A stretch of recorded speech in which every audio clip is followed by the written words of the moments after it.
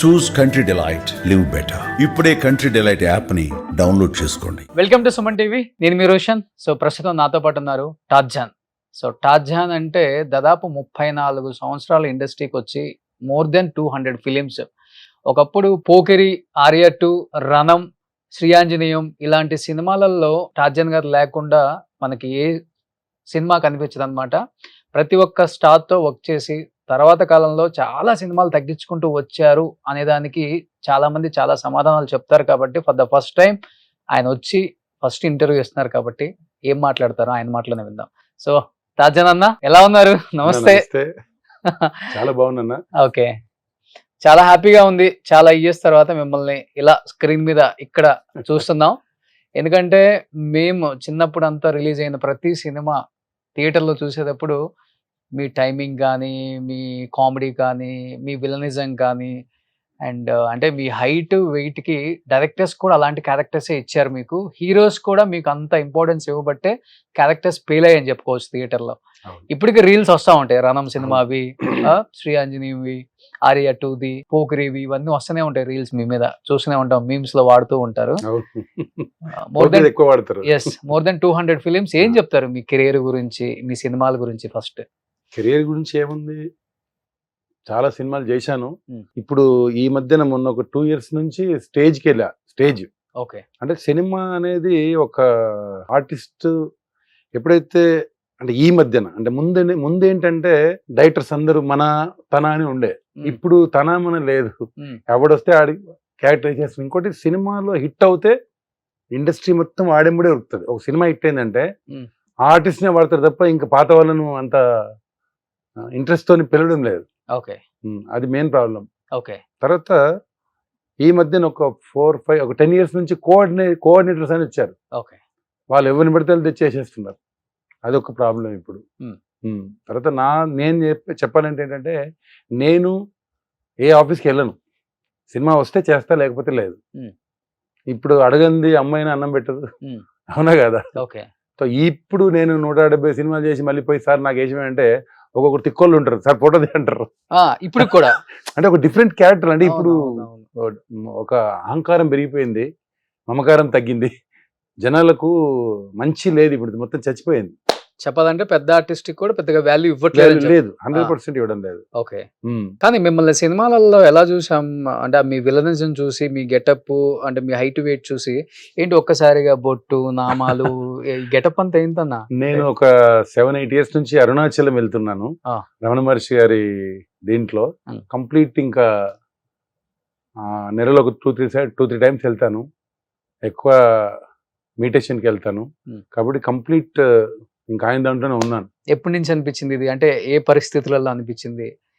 అంటే cinema offers తగ్గాయి, shootings లేవు, కొంచెం డిప్రెషన్ ఉంటుంది ఆర్టిస్టులకు డెఫినెట్ గా. నాకు ఎప్పుడు డిప్రెషన్ లేదు. నేను ఎప్పుడు చాలా హ్యాపీగా ఉంటా. నేను ఫస్ట్ ఆఫ్ ఆల్ నేను రైటర్ గురించి ఆలోచిస్తేనే డిప్రెషన్. అంటే వాడు బాగుపడ్డాడు, వీడు బాగుపడ్డాడు అంటేనే డిప్రెషన్. డిప్రెషన్ ఎవరికి వస్తుంది? మనకు అన్ని విధాలు అన్ని ఉన్నాయి. నాకు ఎలాంటి ప్రాబ్లం లేదు. సినిమా లేకపోతే నేను బ్రతకలేకుండా లేను. నేను చాలా హ్యాపీగా ఉన్నా. అంటే సమాజం కోసం నేను వచ్చిన డబ్బుల్లో 10-15% నేను దాన ధర్మాలకే పెడతా. మీరు చూసిండ్రో లేదో మరి, మీరు యూట్యూబ్లో కూడా వస్తాయి. నేను చేసే ఫస్ట్ టైం కరోనాలో 10,000 మందికి అన్నం పెట్టా. అంటే నేను ఎక్కువ దీంట్లోనే వెళ్తా కాబట్టి అన్ని చూశాను. కాబట్టి పెద్ద పెద్ద ఇంట్రెస్ట్ ఏమీ ఇది లేదు నాకు. అందుకే సడన్లీ ఆ వైపు వెళ్ళిపోయా. అంటే భక్తి మార్గంలో, ఆధ్యాత్మికంలో వెళ్ళిపోయా. ఓకే, సో ఆల్మోస్ట్ అందరు హీరోస్ తో వర్క్ చేశారు కాబట్టి ఏం చెప్తారు? ఫస్ట్ పోకిరి అంటే మాకు బాగా మీ డైలాగ్స్ గుర్తుంటాయి కాబట్టి మహేష్ బాబు గారితో వర్క్ ఎక్స్పీరియన్స్ అంటే ఏమని చెప్తారు?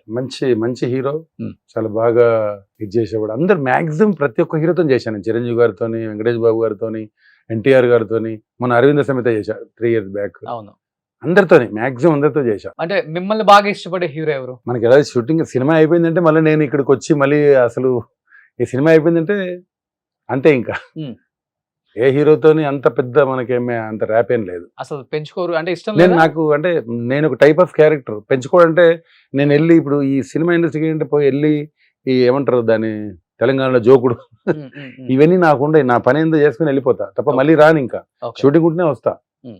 సో ఆల్మోస్ట్ మీరు ప్రభాకర్ అన్న ఇద్దరు ఒకేలాగా ఉంటారు. అవును, ఇద్దరు కాలకేయ ప్రభాకర్. బ్రదర్స్ ఏమో అనుకుంటారు. అవును, చాలా మంది కాలకేయ అనుకుంటారు. ప్రభాకర్ గారు. అవును. ఏంటి ఇద్దరికి ఏమైనా రిలేషన్ ఉందా అదేం లేకపోతే లేదు, అతను నాకంటే చాలా జూనియర్ అతను. ఉమ్. నేను వచ్చినప్పుడు అతను ఇంకా చిన్న పిల్లడు అనుకుంటా. నేను ఇండస్ట్రీకి వచ్చినప్పుడు అతను చిన్న పుట్టిండలో తెలియదు. అతను ఉంటే 32-33 ఇయర్స్ ఉంటాడు అనుకుంటా నేను ప్రభాకర్. అంతే ఉమ్. 40 లోపే. అతను పుట్టలే ఇంకా, నేను వచ్చినప్పుడైతే చిన్న పిల్లడు అనుకుంటా. చేశారు మీ ఇద్దరు కలిసి? నేను నాతో పాటు నా ఒక సినిమాలో హోమం అనే సినిమా జేడి అండ్ జయపతి బాబు గారి సినిమాలో నేను అందులో మెయిన్ క్యారెక్టర్. అందులో నా గ్యాంగ్ లో ఉన్నాడు అతను, ఆ పిల్లోడు. ఓకే. చిన్న పిల్లోడే వాడు. ఒక రకంగా చెప్పాలంటే ఇంచుమించు ఒకే సిమిలారిటీస్ ఉన్న ఆర్టిస్టులు ఉంటే అవును. కొత్తగా వచ్చే వాళ్ళకి ఎక్కువ ఇంపార్టెన్స్ ఇస్తాం. అవును, అలా మేబీ కాలకేయ మన ప్రభాకర్ అన్న వచ్చిన తర్వాత రాజ్యానికి ఆఫర్స్ బాగా తగ్గిపోయాయని చెప్తూ ఉంటారు. నిజమా అది? అలాంటిది ఏం లేదు. నేను అసలు పట్టించుకోను. నేను క్యారెక్టర్ అనేది సినిమా హిట్ మెయిన్. ఇప్పుడు అతనికి కంటిన్యూ 3 సినిమాలు రాజమౌళి గారు హిట్ అయినాయి. అవును. అలా వెళ్ళిపోతా అంతే. సో దాన్ని నమ్ముతారు అంతే. 100%. ఇప్పుడు కోట గారు అంటారు, కొండంత బలం ఉన్నా ఆవిగింత అదృష్టం ఉండాలని. ఓకే. అది ఉంటే డెఫినెట్ గా డెవలప్ అవుతుంది అంతే. ఇంకో 10 years రావచ్చు, ఇంకో 4 years రావచ్చు, 5 years రావచ్చు. మనం చెప్పలేం కదా. ఎవరో ఒకరు ఎందుకు వాడొద్దు అని అంటే పక్క మనం అన్ని నేర్చుకొని రెడీ ఉండాలి. అందుకే నేను స్టేజ్కి వెళ్ళా.